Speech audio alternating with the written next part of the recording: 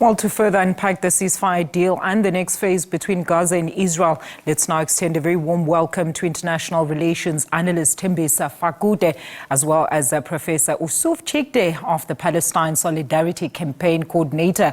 Thank you so much, Thembisa, for joining us. Professor, great having you both with us today. Welcome. We'll start with you, Thembisa. I remember at some point, even after South Africa made its showing at the ICJ, you and I were very skeptical of any intent to reconsider from the Netanyahu camp, and finally we are making significant steps during this critical phase. So what do you think is going to happen going forward?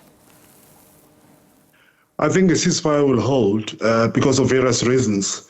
One is we've got the Arab governments, most of whom, of course, were not interested in solving this problem. But at the moment, I think if Netanyahu continues with the war, they will be very upset, and many of them have already normalized relations, including Bahrain, United Arab Emirates, Morocco, Egypt, and Jordan, amongst others, who will like to see the ceasefire holding.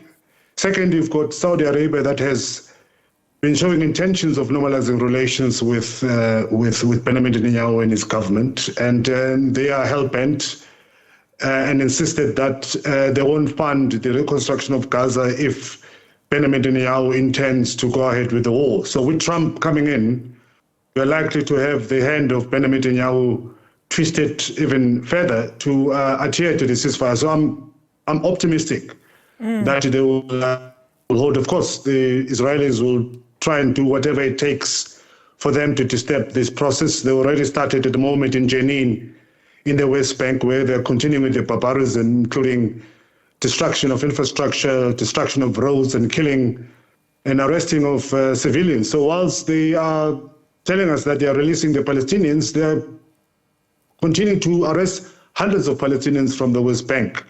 So Israel is continually showing a lack of interest in terms of going ahead with achieving peace and stability in the region. Professor, are you that optimistic? I mean, we know it's been a long and deadly journey to reach this point, because it doesn't really start on the October attacks. 70 long years for the fight to liberate Palestinians. Are you happy we are here? And are you convinced that we will see this process through to completion? You know, the Palestinians deserve every bit of hope and every bit of optimism that we can snatch in the genocide and incremental genocide previously that they've faced over the last 76 years, as you pointed out. But, you know, Amilcar Cabral once told us the great liberatory fighter in Guinea-Bissau, tell no lies and claim no easy victories. And the little joy that we snatched out of this moment, and people don't call it a ceasefire. The guns haven't been silent. So the guns are bombing and killing more people in the West Bank, and including yesterday and today in Rafah and in the northern areas. So I think it's a very precarious situation, in as much as I agree with Thembisa that, you know, we all hope that it will yield. But the cause of the war, the genocide, is the occupation. Is the siege on Gaza, and Israel never pulled out of Gaza. They've always had a direct control over in terms of land, air, and sea over Gaza, restricting what could come in. It's an occupying power, and the Palestinians are an occupied people. And the ICJ has ruled that this is illegal, that Israel is that this prolonged occupation is legal, that they must get out of the occupied territories and the practice in apartheid. So Netanyahu himself, unfortunately, has indicated that, and his cabinet last Sunday, when they agreed to it, they've indicated that that they will only go along insofar as they can get some relief or the hostages freed. And his cabinet is divided on that, and so and one doubts whether he will go anywhere beyond that. And one must take his word for it. You know, Israel has promised war and extinction and extermination and expulsion of the Palestinians, and it is said that Israel, the hands on the Israeli blood, has never dried up over the 75 years, because it replenishes it by more and more and more killing. So I have, in as much as that we welcome the reprieve, the trucks haven't gone in the numbers that they've said they would. 600 a day. Currently, it amounts to little over 100 a day. Israel hasn't extricated itself from Gaza. It's still occupying the borders. It's still in the Philadelphia corridor. It's still in the Netzarim corridor. It's occupying that. It still maintains a presence. And Netanyahu has promised that he won't leave the region. And so we must act on the basis of what he says and take him seriously as what he's said before. Thank you. Absolutely, Prof. I mean, Thembisa, we saw how the 3-hour delay when the start of the deal was actually expected to commence on Sunday actually almost completely, of course, collapsed that particular deal. But let's talk about the next phase of this deal, which is already being touted as the more tougher phase, as the broader talks to seek permanent ceasefire, and reports already that even Trump at this stage is not certain that the deal will actually hold. Yeah, and of course, Benjamin Netanyahu will have to kick the can down the road as long as he can, because he's facing a lot of challenges, not only with the ICC, but also within Israel, because he's facing legal challenges there. And we know that over 65% of the Israelis are calling for new elections, which means, therefore, he might just find himself out of government. So there are a lot of challenges and a lot of problems. They would like to, of course, postpone this and push it, as already started in the West Bank, and very toxic rhetoric coming from his office in terms of what he intends doing, including resuming or option of resuming the war in Gaza. But I still do believe that Donald Trump is transactional, and he has already made deals and commitments with the powers that be, particularly in the Middle East, those that are, part and parcel of this problem, including Mohammed bin Zayed of United Arab Emirates and Mohammed bin Salman of Saudi Arabia, two big culprits who are part and parcel of this problem of the oppression and suppression of the Palestinian people. Let's not forget, by the way, notwithstanding their participation in the peace process or the ceasefire process, Abdel Fattah al-Sisi is one culprit who has been suffocating the Palestinians way before Israel started doing so. Rafah crossing has been closed, and it decides who does what at what time.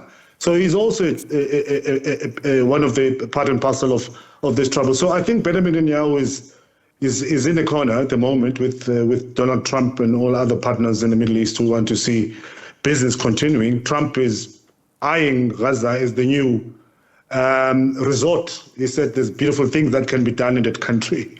That's what he hopes to achieve. But I don't think Benjamin Netanyahu will continue with the war in Gaza, given all of these pressures that are currently emanating from the region and the United States. A very quick reaction from you, Professor. And also, I mean, we understand that the terms also pertaining to that phase have to be negotiated during this 42 days that started on Sunday. Thank you. I cannot agree more with Thembisa that there's a big difference between the governments, the Arab despots in the region, undemocratic countries that they rule, and the popular opinions of the pro-Palestinians, the people which they repress all the time. And in there lies a big issue, a tinderbox that they need to manage. But there are three phases, there are three stages to this, and we're still in the first stage, 6 weeks. Which must lead to a release of the hostages, those who are alive, and within the first phase, 33 would be released. That's the agreement. 3 have been released already, and Hamas has indicated that tomorrow they will announce the 4 other ones that will be released. And they're not hostages; they are captives. They are prisoners of war. I mean, the release of some of the persons here now that. Mostly prisoners of war. The release of one of the women here she was in the Israeli army, and there were mercenaries with him as well from abroad, from across Europe. All right. So the release is imminent, number one, around that, and we all hope that, and with that, for every one Israeli prisoner of war that is released, about 90 Palestinians. And you must remember, there is more than 1 million Palestinian prisoners since 1967. People in administrative detention, people under trumped-up charges, people in sentenced in military courts. Yes. If you look at the conditions of the Israeli prisoners versus the conditions of the Palestinian prisoners, it's malnutrition versus something else. But I just want to say one last thing. Very quickly, Prof, we're out of time. Be vigilant. We must be vigilant, and we must call for the dismantling of Israeli apartheid, the end of settler colonialism, because that will address the root causes for the self-determination of the Palestinian people. And that is what we must fight for. Absolutely, Prof. And we saw that case of a 4-year-old prisoner going ahead there to the front to await his fate. So thank you so much, gentlemen. That's where we're going to end it. Unfortunately, we're out of time. Thembisa Fakude, the International Relations Analyst, alongside Professor Usuf Chikte of the Palestine Solidarity Group, as we deliberate the next and crucial phase of that particular ceasefire between Israel and Gaza.